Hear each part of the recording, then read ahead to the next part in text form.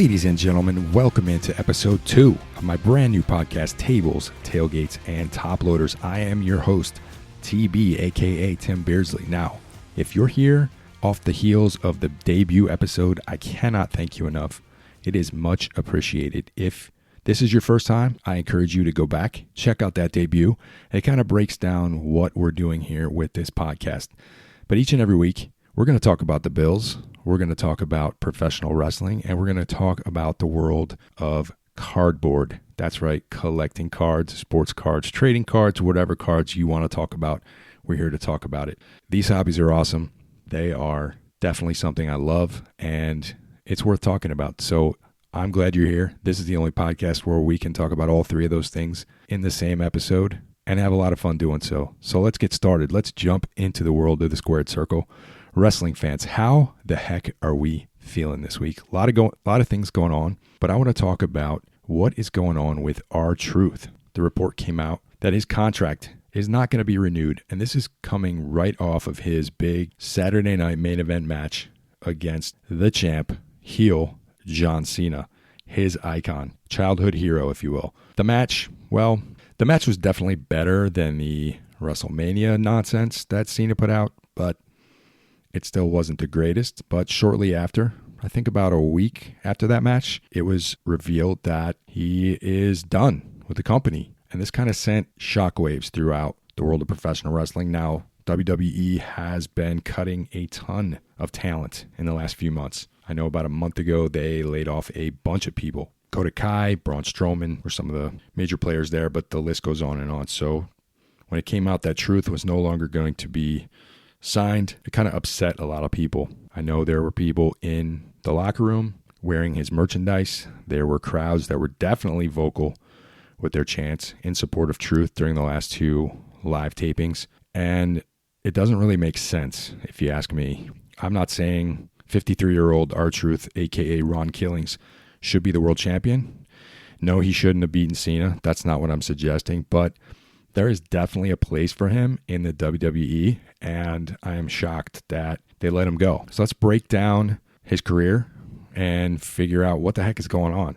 If you know anything about him, he's had a very long career with the WWE. He actually debuted all the way back in 1998, came into the scene as a wrestler by the name of K-Quick. If you remember anything about this was very interesting. He was a rapper. He came in, he tagged with different people, but him and the Road Dogg actually had like a rapping thing going on back then, so that was very interesting. But he lasted for about 3 years in the WWE at the time, did some stuff, didn't really make too big of an impact, and then from about 2002 to 2007, he went to NWA TNA, where he actually won the World Heavyweight Championship, had a match against Ken Shamrock. Now, if you remember Ken Shamrock, he had quite the run with WWE a while back. He was a pretty good wrestler. Truth actually faced Shamrock for the title, the NWA World Heavyweight Championship, and he won it, as well as winning various tag team titles during his run there. And then fast forward to about 2008, he re-signed with the WWE, and he's been with them ever since. So 17 years. That's a long time. And as I said, he now is 53, but he's had a good run. He obviously changed his name, so he became R-Truth, but he's been involved in some pretty crazy, off-the-wall, zany storylines. He definitely has a place in wrestling. So what is the point of wrestling, right? We kind of talked about it last week. I watch wrestling to kind of take my mind off of the crap of the world and to just kind of disconnect and to chill out and to just have a good time. We compare it to a soap opera, and there's different characters that kind of need to be involved in the stories. It would be really boring. It would be really kind of stupid if every character was the same. And what do I mean by that? If you watched a match and it was the same moves over and over and over again, it was the same type of character, there was no variety, it would be boring as hell, and you would turn it off. Wrestling is more like a variety show using professional athletes, professional wrestlers. There definitely are types of wrestlers. So you look at historically, you got your technicians, guys like Bret Hart. he's not going to come in there and he's not going to do these super high-flying moves like a luchador. But then you have Rey Mysterio and guys like that. And then you have your big, huge powerhouses, your giants. So like your Great Khali's, your Big Shows, your Andre the Giants, the guys that are actual spectacles. Then you have like your all-around just superstar wrestlers. So your Roman Reigns, your Rocks, things like that. But you also need to have what I call comedic wrestlers, because I think this is a lost art. Comedic wrestlers have a huge place in the world of professional wrestling, and I think R-Truth fine-tuned his craft over the last 20 years to become, in my opinion, one of the best comedic wrestlers there is. So what I wanted to do is kind of look back and talk about some of these comedic wrestlers and how there is a huge need for them moving forward and historically. Like, I look back and some of the early ones I thought really stood out. You had your Hillbilly Jim, your Bushwhackers. These guys were very overt with their comedic performances. And then you had, in my opinion, one of the greatest managers, Bobby Heenan. Some of the stuff he said, some of the things he did, it's crazy. If you ever go back and watch some Heenan skits, this guy was awesome. And I think characters like that are definitely missing. But then fast forward into the 90s, your Mick Foley's. I know he had that hardcore side where he was, getting thrown off Hell in a Cell and chair shots and thumbnails and barbed wire matches and all kinds of crazy stuff. But he also then transitioned into like the Faces of Foley gig where he acted and just had a completely different side other than the hardcore aspect of it. And he was a very comedic wrestler towards the end of his career, like the Rock and Sock Connection, things like that. Like the timing of the jokes and the timing of the moves and the different props that these guys would use, it really led to contributing to the show in a much different way than a lot of your other superstars. And these are absolutely needed in the world of professional wrestling. Kurt Angle came in as an Olympic champion, and he was a very serious wrestler. And for the first part, he was all business. And then at some point he started to change when he started to deal with Steve Austin, and he developed an awesome comedic side with the miniature cowboy hats and the ukulele and just skits with Edge and Christian and things like that. Like during that run, Kurt Angle was like comedic gold. Again, you don't see that kind of stuff right now. Also, if you remember a character called the Hurricane was this bit player. He would do some crazy stuff like just appear out of nowhere and do like act like a superhero and then go on and get his ass kicked. And it was just hilarious. It was funny and definitely needed. So then you look at R-Truth and how he developed and kind of evolved over the years from this rapping persona. And he carried a little bit of that on throughout into, his current run. But most of that kind of went away. And he developed this comedic side where he created these awesome tag teams, like the Awesome Truth with The Miz. That was a great run. And then, of course, the skits with Little Jimmy and basically talking to an imaginary person that he assumed everyone else saw. He had just great parts, like the current one when he thought he was a member of the Judgment Day. And like looking back and watching those skits, it's needed because it breaks up kind of the monotony of an overly serious, everyone's out to kill each other, time after time, story after story. Like he broke that up and he allowed you to kind of catch your breath and reset and cleanse your palate, if you will, before getting back into some of the other main stories. And it's just a needed part in the world of professional wrestling. So R-Truth is awesome. I mean, I kind of pulled up his Wikipedia page. He was a 2-time U.S. champ. He was a 2-time hardcore champ. Now, they don't have that belt anymore. That's long gone. And then he won the tag championship twice. The last one was with The Miz 2 WrestleManias ago. So I think it's WrestleMania 40. They had a ladder match. R-Truth reunited, won the tag belts. And I think they kept them for like 2 months after WrestleMania. But it was an awesome moment. The crowd popped huge.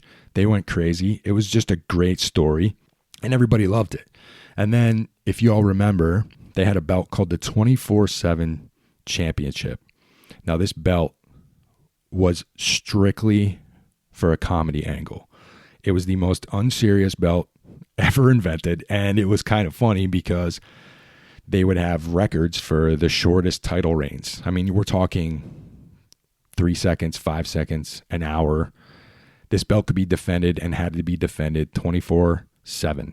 So some of the backstage segments involving this belt and R-Truth and the whole list of cast of characters, from celebrities to, just random people that would be involved on an episode of Raw or SmackDown, it was kind of crazy. And it went back before. I think even different women were getting involved in it, but he won the 24/7 title 54 times. Just think about that for a second. 54 times. That means that this belt was on TV a lot, and it was a part of a lot of storylines. So that's a pretty cool, important aspect to be playing in the world of professional wrestling. And it's important because I look at the roster now, and with R-Truth not being around anymore, I'm assuming, now maybe they changed their mind and they go back and they try to renegotiate. But if you look at the roster now, there's really not a lot of people who can take up this mantle and carry the torch of being a comedic wrestler. Now, obviously, if you look at Otis, he has that a little bit, but he's very like one lane, right? So he plays the big guy, the lovable big guy who dances around, does the worm, does a couple funny things, but he doesn't really talk. So there's not a lot of depth there. And it's the same thing over and over again. You what you see is what you get. Now, I love him. I think he's great. I think he has a role, but it's not what I'm talking about as far as picking up and carrying on the comedic torch. I don't think he has the capability. Now, maybe I'm wrong, but the only other one I could see being in the same realm, the same universe as like Kurt Angle, Mick Foley. Oh, I forgot one I absolutely forgot to mention. Santino Marella. This guy was exactly what I'm talking about. So he was comedic gold, and he got the crowd so invested that you wanted to see him win no matter what. No matter if I think there was a Rumble match, and he came down to be like the last, I have to look it up, but the whole place was thinking he was going to win this Royal Rumble. And then, of course, he loses at the very end. And it was awesome. But he had the Cobra. So he had this similar to like Mick Foley's Mr. Sacco character. Santino had a green sock that he shoved in his outfit, his singlet, and it looked like a green cobra. So you put it on his hand and, kind of make the cobra come to life, and then he would hit you, strike you in the face, and it was awesome. And everybody laughed, everybody thought it was the coolest thing ever. And I can't believe I forgot to talk about that one earlier, but it just popped in my head. Santino was awesome. And so like that's what I'm talking about. You need to have somebody like that on your roster to break up the monotony, to kind of break up the seriousness, and to round out your show. So the only other one I can think of on the roster currently would be, in my opinion, Chad Gable. Now, I think he's doing great stuff. He wrestles under Chad Gable, obviously, but he also has this El Grande Americano gimmick that he's doing where he dons the luchador mask. He went off to Mexico to learn the ways of the luchador, and it's funny. And so he's a bad guy. So if they can tap into this, I think he has the potential to be an amazing comedic wrestler if he wants to do it, and if they really kind of lean into it. They haven't so far because he's like towing the line between serious and comedic, but I think he has the potential to actually pull it off. Other than that, there's not a lot of people on this roster that can do it. Now, I know Sami Zayn, he's lovable, he can be funny, but I don't see him leaning all the way into the comedic role that R-Truth did. So it's kind of disappointing, and he's definitely going to be missed on this roster. If this is the last we see of R-Truth in the WWE, wish him well. He's had a great run. I do think he still has some miles left on the tread. I think he can have a great another couple years. Like, the guy's 53, but he is jacked as hell. He looks great. He's in awesome shape. And watching that last match with Cena, he looked better than Cena. Sorry to tell you, folks, Cena does not look very good anymore. We can talk about that in another pod, but truth can still go. He can still wrestle. And so I think he can bring a lot to any wrestling company. So whether he decides to go to AEW or maybe he goes back to TNA, maybe he finishes out his career with another run at TNA. I would love to see him be successful and do something like that, but we shall see. But here's to you, R-Truth. It's been a good run.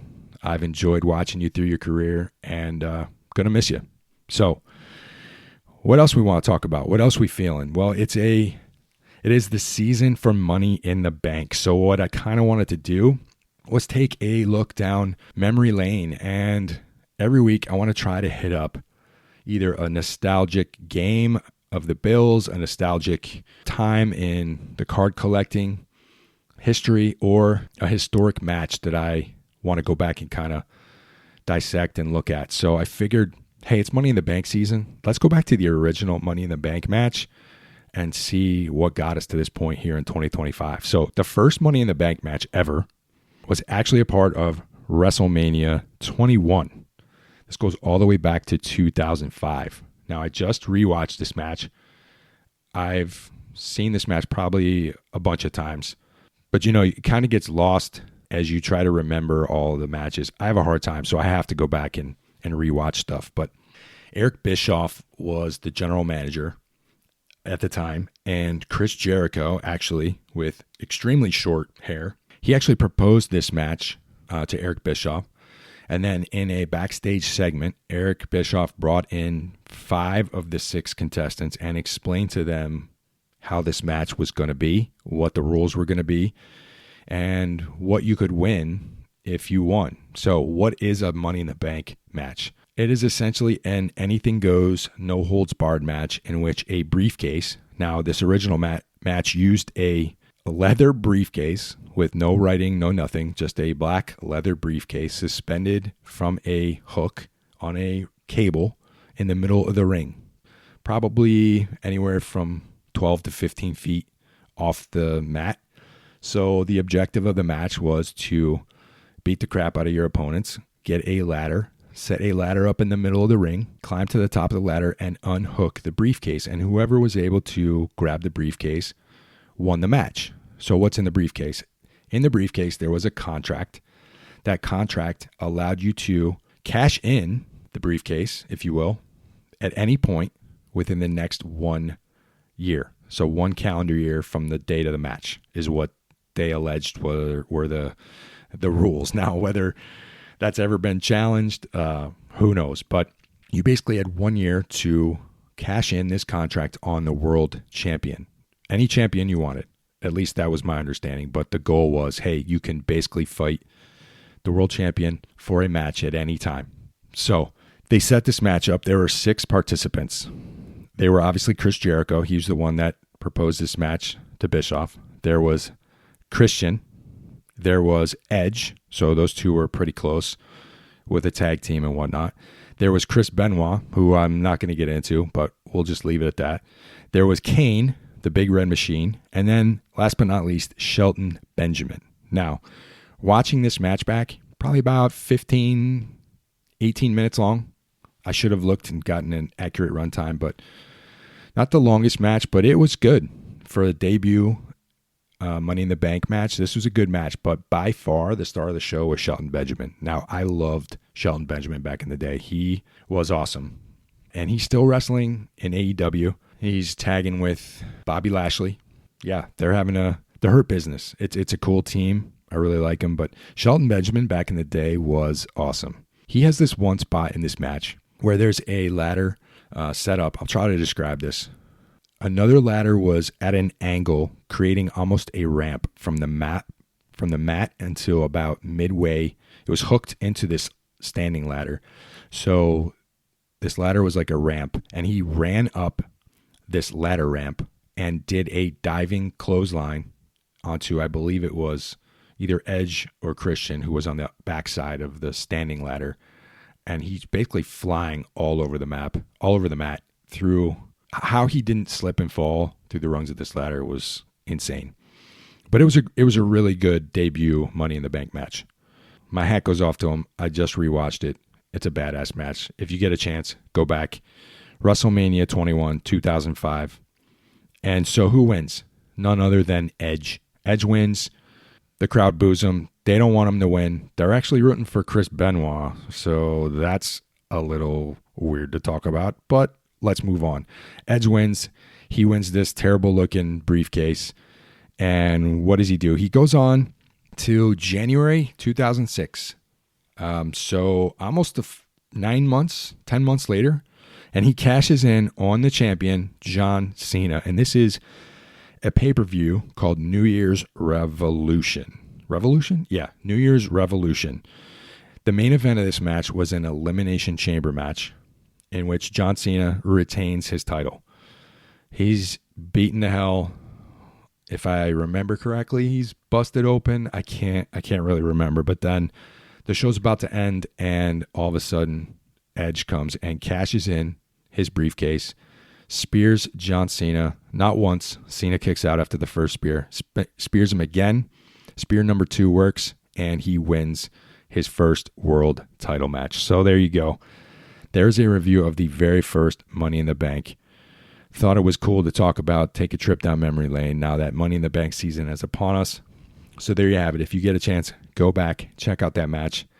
It's pretty cool, and we have come a long way in the last 20 years. Now they have their own standalone pay-per-view. Can't wait to check it out. We will be probably talking about it in another episode. So yeah, that wraps up the wrestling portion. So, Bills Mafia. Lots to talk about this week. How are we feeling? There are a lot of stories to talk about, but I think I want to start with the negative. So, Joey freaking Bosa. Yeah, this story came out about a week ago. Now, if you don't know Joey Bosa, defensive end, the Bills signed him in the offseason. He was one of their big free agent acquisitions. So they signed up to a 1-year, I believe the deal is right around $13 million. 1-year contract, $13 million. Not a terrible deal. Not a lot of money for who, when he's on the field, can be an elite pass rusher. Elite. But here's the problem. He is never on the field. So there's a lot of mixed emotions when the Bills announced this deal. So lo and behold, about a week ago or so, it came out, hey, guess who's hurt already? Joey freaking Bosa.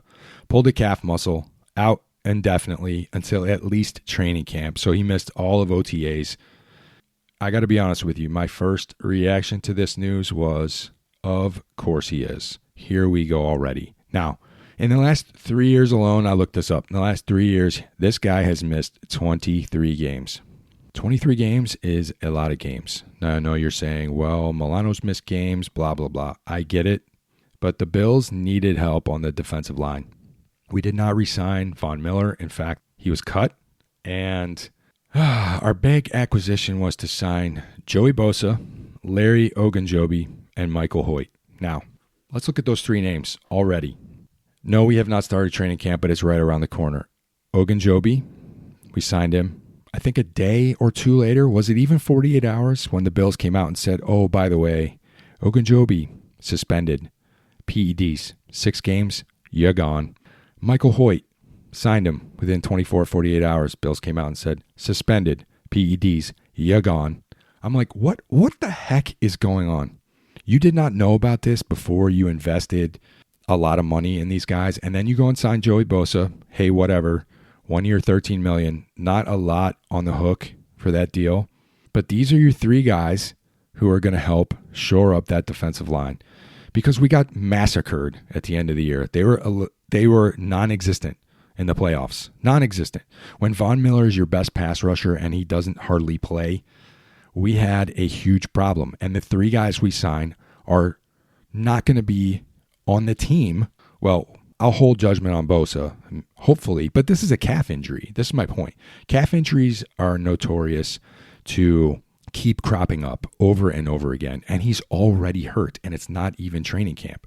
So this is not a good start for the Joey Bosa experience. And these are the three players that Brandon Beane and McDermott decided to put all their faith in. Now, I know we got some guys in the draft to shore up the defense, but they're going to be a long way away. They got to get trained up. The rookies take time. And so your three vets that you bring in are already complete jokes.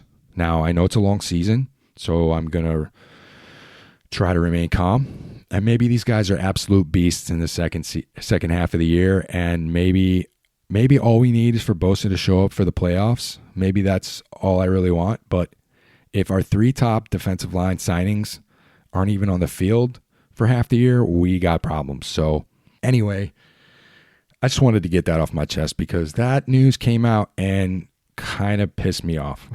So not sure how you all are feeling, Mafia, but that's where I'm at. Anyway, let's take a trip down memory lane. I was looking at the depth chart for the QBs. Now, obviously, you have Josh Allen. So shout out to Josh and his brand new bride. Congratulations to the two. Hope they have a great marriage that lasts forever. And I hope that the best wedding present they can give us is a Super Bowl trophy. So that's what I'm hoping for. But seriously, congratulations to those two. But I was looking at the depth chart. We have two quarterbacks behind Josh. None other than the premier backup, Mitch Trubisky. Now, a couple years ago, he was on the team. And a couple years ago, I would have said, yeah, sure, Mitch is fine. He's fine. But now, I'm kind of re-looking at this, and I'm like, is he fine? Because I'm not sure I really want him as my backup. So if we don't want Mitchie in the game, who do we want to go with? How about none other than Mike White? And you may be asking, who the hell is Mike White? Well, I'll tell you who Mike White is. White is the guy that Matt Milano essentially folded in half and put in a traveling suitcase on one of the best legal hits you will ever see on a QB. If you don't know what I'm talking about, Google Matt Milano hit on Mike White, and you will see a grown man literally be folded in half on a football field in midair. It's amazing. It's glorious. I need to get like this picture framed and put up on my wall. Milano is one of my daughter's favorite players. He's one of my favorite players. Actually, I have a cat named Millie after Matt Milano. That's how much I love this guy. So I hope he's back and crushing QBs this year. He needs to be on the field, but that's not the point of this. The point is Mike White is our third string quarterback. And what has he done in his career? Absolutely nothing. So I have no hope in the backups to Josh Allen. Now, Josh Allen is Superman. I recognize that. He's been awesome, and he, knock on wood, has not needed to come off the field unless we are absolutely smoking teams. But I thought, hey, let's do an exercise that blends our current crap backup situation with the 17-year playoff drought. If we could, hypothetically, pull any QB, any starting quarterback of the Bills during the drought and have them as our backup, who would it be? So I pulled up a list because I thought this would be a fun exercise. Let's talk about all the backup quarterbacks during the drought. Actually, I'm sorry, the starting quarterbacks during the drought, and figure out who we would want to back up Josh Allen. If time has no meaning and age is not a number, who would we want backing up our boy 17? Let's look at it. So I'm going to go through the names and we'll talk about each one. So Drew Bledsoe. Now, obviously, Drew Bledsoe was awesome. Now, he kind of got cast off from the Patriots. Boo. The start of the Tom Brady extravaganza, if you will, whatever. I think he got screwed in that deal, but Patriots fans, yeah, you got your GOAT. Screw you, Tom. I don't want to talk about it. But right off the bat, right off jump, in 2002, Drew Bledsoe, now his record kind of was mediocre, just like we talked about last week with the drought teams. They were just never good, never terrible. So they finished 8-8 in 2002. He actually threw for 4,300 yards. That's not bad. But the problem was he also threw 15 pickles. So 24 TDs, 15 pickles. But he threw for 4,300 yards. That's a pretty good contestant in the contest to back up hypothetical Josh Allen in 2025. So not bad. Let's look at some of the other names. Kelly Holcomb, anyone? Anyone want to go with Kelly Holcomb? No?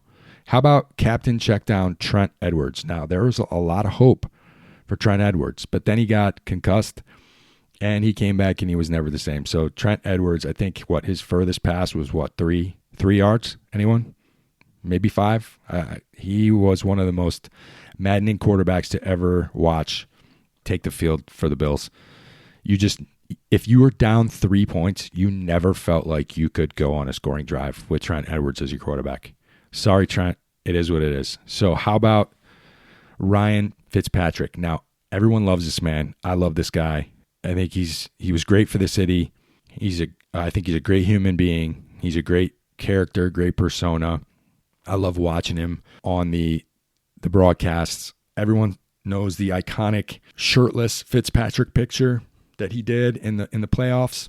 He was great for the city, but we kind of got to be honest. Was he really that good, or did he just play a long time? Now, don't get me wrong. I love him. I think he's great, but Fitzpatrick played for us for 4 years, I believe. Yeah, he played with us for just about 4 seasons, from 2009 to 2012.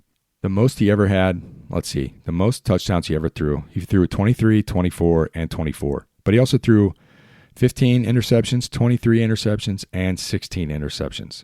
So the Bills' record his last 2 seasons, 6-10 and 6-10. Is that good? I don't know. I can't remember. 6-10 good? No, it's garbage. So while I love Fitz, I just don't think he's the answer. So who else we got? EJ Manuel, anyone? Anyone want to have EJ Manuel back up Josh Allen over Mitch Trubisky or Mike White? Anyone? How about Thad Lewis, Jeff Toole, Kyle Orton? Anyone? No? All right, I got one name left because I'm not going to talk about Tyrod. He was actually the QB that broke the drought. So Tyrod, congrats. You escaped this exercise. Everyone loves you, even though I think you're just There's one guy left that I kind of skipped over.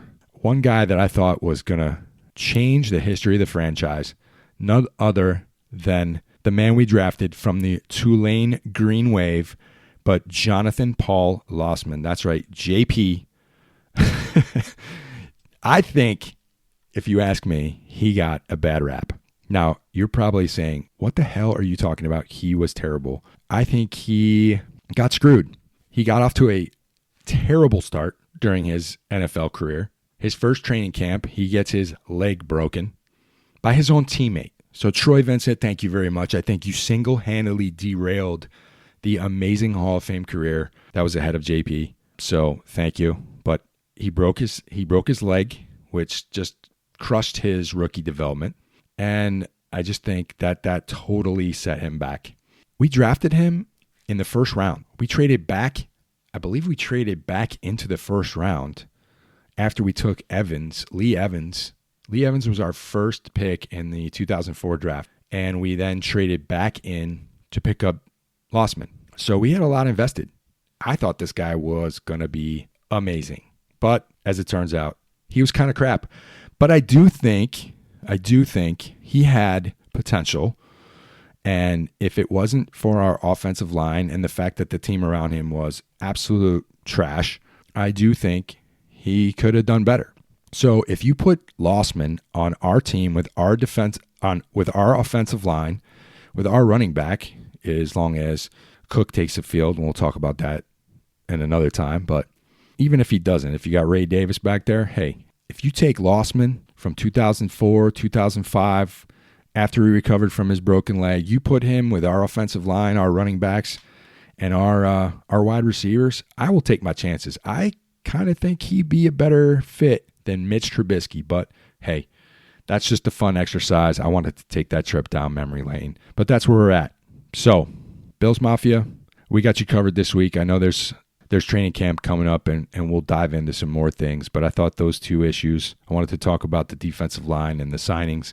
And then I wanted to look at our depth chart behind good old JA-17 and see really what the heck are we dealing with and go from there. So that will sum up the Bills portion of the program. And last but not least, what do we want to talk about in the world of card collecting? Well, 2025 Topps Series 2 is about to hit shelves. For those that don't know, every year, Topps Baseball produces what they call a flagship package, a flagship product. That product is made up of Series 1, Series 2, and what they call Update. Now, Series 1 releases kind of coincides with the debut, the start of the season.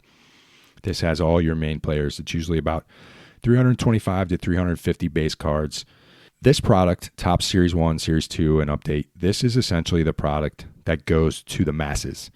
It is the most cost-effective, cheapest entry point into card collecting. You find this everywhere. You find it in your Walmarts, your Targets. You find it in some supermarkets. It's everywhere. Everybody can get their hands on it. It's essentially way overproduced, but it's the product that most people dive into.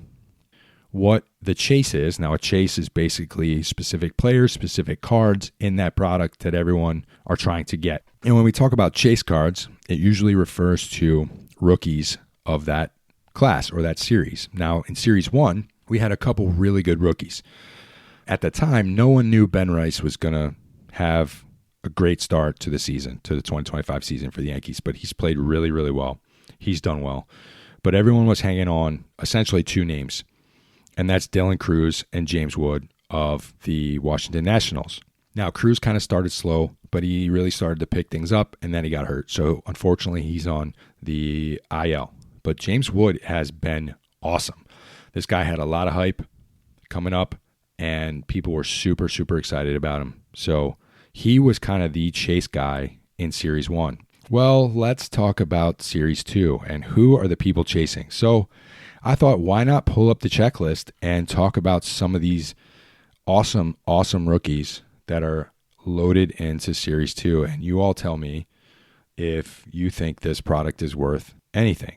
So now I know this is a podcast, so you can't tell me when to stop, but tell me when to stop when you hear something or someone that is worth trying to collect. Trevor McDonald, San Francisco Giants. No?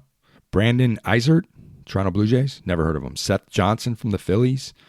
How about Mason Montgomery? Angel Shavili? Yosver Zuleta? Now, I'm sure I'm mispronouncing these names, but just stick with me. Dustin Harris? Anyone? Texas Rangers? No? How about Gustavo Campero from the Angels? I consider myself a baseball fan. I open a product called Bowman Baseball, and Bowman is a lot of the up-and-coming people that are coming through the systems, your AA, your AAA, things like that. People that they haven't been assigned yet to the main squads. And I've never heard of any of these people. Logan Driscoll, Tampa Bay Rays, anyone? No? Now, here's a name, Kumar Rocker. Everyone should know who Kumar Rocker is. He's a pitcher for the Rangers. He was originally drafted by the Mets. Then he failed his physical. The Mets said, no thanks. They didn't really sign him. And then he went and played independent ball for a year and then came back and re-signed with the Texas Rangers. He had some injuries, but he's okay. He's not someone I'm going to be investing in long-term. He's actually on the squad, so there's at least that. But, he has a good pedigree as far as his coming up through college. When it comes to collecting, there's very few pitchers that ever do well. You can have some of the greatest pitchers of all time, and no one collects their cards. It wasn't Paul Skeens, I think, last year was a huge chase. That's because he was just an anomaly, and everyone went crazy. And that was like the perfect storm of baseball cards, having a pitcher being one of your main chase cards. But historically, it never happened. So Kumar Rocker, no, not really. Grant Holmes, another pitcher, Atlanta Braves. He's been okay, but worth chasing? No. Tomoyuki Sagano, pitching for the Orioles. Pretty good pitchers. He's had a good season so far, but he doesn't strike anybody out. He doesn't really scare anybody, so not exactly a chase card. Michael Hellman from the Cardinals? Nope, never heard of him. Caden Dana from the Angels? No. Billy Cook? Who are these people? Who are these people and why are they in this product? I have never heard of any of these people. Brady Basso from the Athletics? How about Griffin Conine? Unless this is Jeff Conine in disguise, I'm not going to be banking my hopes on Griffin Conine. But he also plays for the Marlins just like his dad, so who knows? Maybe I should invest in Griffin Conine. How about Valente Bellozo? I can't even pronounce these people's names because I've never heard of them. The only ones I can sort of see. Oh, wait, here's Ty Madden. Any relation to John Madden? No? Okay, I didn't think so. Detroit Tigers, rookie? Never heard of him. Jackson Jobe. Now, he's up. He's on the team, but he struggled. Again, another pitcher. So what are we doing? Walter Pennington, Texas Rangers? No? Darren Baker? I believe this is the son of Dusty Baker, but who knows? I'm totally guessing there. I think it is, but I'll have to look that one up. Now, Luis Angel Acuna. I love the Mets. They're my team. But is this the chase guy in all of Series 2? Do we really want to put all our stock in Angel Acuna? I don't know. I'm still scrolling. Okay, Roki Sasaki. Now, he was a huge international signing. Of course the Dodgers signed him. Of course they did, because they sign everybody. And they have like $10 billion to spend, and they put together these ridiculous contracts, and no one knows how the hell they put their payroll together, but whatever. So they signed Roki Sasaki. He'll probably be paid for the next 75 years until he's dead, and then who knows. But anyway, Roki Sasaki. But guess what? He's been trash this year. Another pitcher. Can't chase him. So I'm still scrolling. Daniel Schneemann. I know he came up with the Guardians. He's kind of like a multi-tool, multi-position eligible kind of jack of all trades, but master of none kind of guy. Decent player, but is it going to wow you in the card market? Absolutely not. Still scrolling. Duke Ellington Ellis. Just kidding. Just Duke Ellis from the Yankees. Don't know who that is. I don't know any of these players. Mike Burrows from the Pirates. God help us if we're chasing more Pirates after the Skeens debacle. Connor Gillespie, another Guardians rookie. Grant Holman from the Athletics. Bryce Teodosio. No idea who these people are. And then we get down to Nick York of the Pirates. Nobody knows who these people are. And then Richard, don't call me Dick, Fitz from the Red Sox. I know he pitched a little bit. But yeah, I mean, what are we doing? I'm not even sure Fitz is still on the roster right now. I'm not sure. That one doesn't strike a lot of confidence in me. But again, another pitcher. We have Hayden Birdsong. Now, I know he's been up. He started in the bullpen. Now he's starting games for the Giants. But again, another pitcher. And that pretty much covers the rookie list. So there's literally no one in this product worth chasing. So I know it comes out. Everyone's going to be excited. But this product is massively overproduced. And we shall see what happens. I can't think of anyone that's even worth chasing as far as rookies go. I'm sure there's going to be autographs that people are going to be after. But I got to tell you, cardboard enthusiasts, this is a lot of crap. And it's kind of disappointing. I was looking forward to this immensely. And I'm just not seeing it here with the rookie class. So unfortunately, this is going to be a big thumbs down for me. I know there are some cool autographs with different rookies. Everyone wants to get a James Wood rookie. I was super lucky enough. I opened a super box or whatever the heck you call it. Bought it at GameStop for like $40, and I managed to pull a James Wood 90s variation rookie. So that card was absolutely sick. But I'm looking through this, and I just don't see it, which is kind of disappointing. But anyway, what else do we want to talk about? Who are we all collecting? What are we all collecting? I know this is a weird time of the year because football keeps dropping random products time after time. They're still using 2024 rosters. Topps keeps coming out with unlicensed product after unlicensed product. It's just a very weird time in the card market.